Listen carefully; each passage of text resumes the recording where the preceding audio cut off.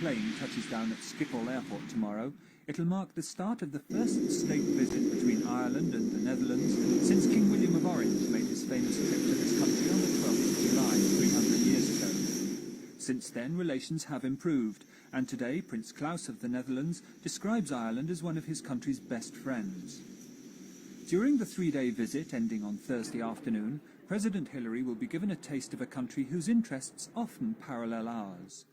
The Netherlands is a small country, only half as big as the Irish Republic, but with 4 times as many people. As a result, 9 out of 10 Dutch people live in towns, and land is at a premium. President Hillary will be staying in the capital of the Netherlands, Amsterdam, a city of 750,000 people. The imperial past of the country is reflected in the city's 125 different nationalities.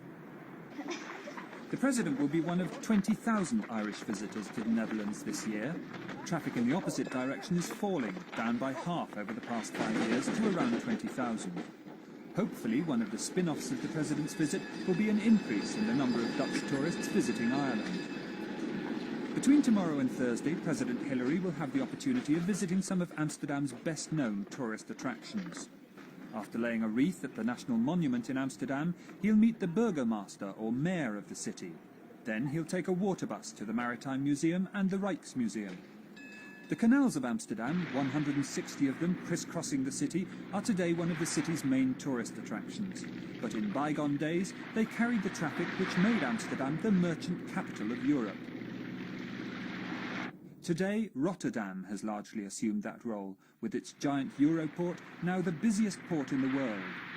President Hillary will visit the computerized nerve center of the port at Botlek on the second day of his visit.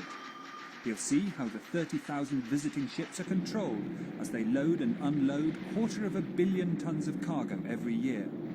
The port's links by river and canals to the Rhine and the Meuse are complemented by its rail and road links, which have made Rotterdam the transit, storage and distribution heart of northwest Europe. Rotterdam's closeness to the sea is one of its assets, but for the Netherlands as a whole, the sea is the traditional enemy. Most of the western half of the country lies below sea level, protected by dams and dikes. 60% of the country's people live in the low-lying areas, and the danger of their position was highlighted in 1953, when a combination of northwesterly gales and high tides swept away the protecting walls. Nearly 2,000 people died in the resulting floods. The disaster brought home to the government the vital need to close off the estuaries in the southwest of the country. Originally, the intention was to close off the eastern Scheldt with a dam, but conservationists complained this would irreparably damage the environment. So an alternative scheme was conceived, the Delta Project, which President Hillary will visit on Wednesday.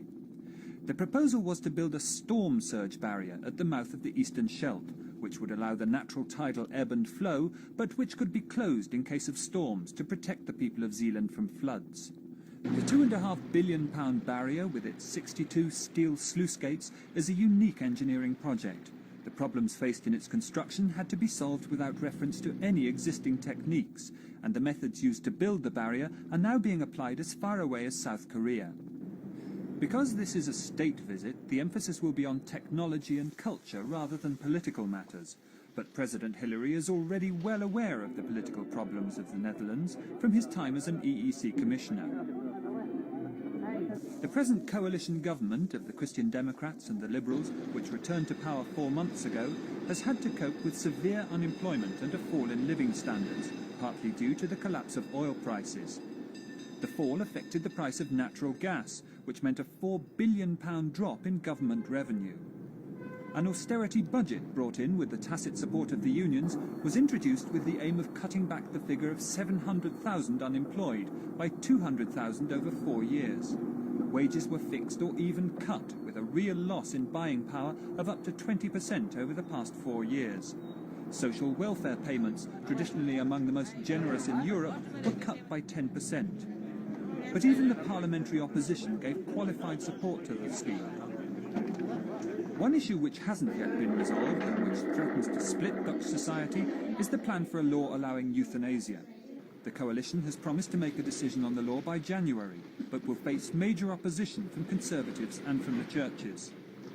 Contrary to what one might expect in a traditionally Protestant country, the biggest church in the Netherlands today is the Catholic Church. More than a third of the people are Catholics, twice as many as claim to be members of the Dutch Reformed Church. But almost a third of the Dutch people also claim to have no religion, and this secular stance is reflected in Dutch social legislation. The country has liberal laws on abortion, divorce and homosexuality, and there's pressure to extend that liberalism to the area of euthanasia. Currently, 5,000 Dutch people die each year at the hands of their doctors. All these changes mean that the traditional image of the Netherlands as the home of windmills, tulips and canals is fast disappearing. Soon it may be no more than a memory.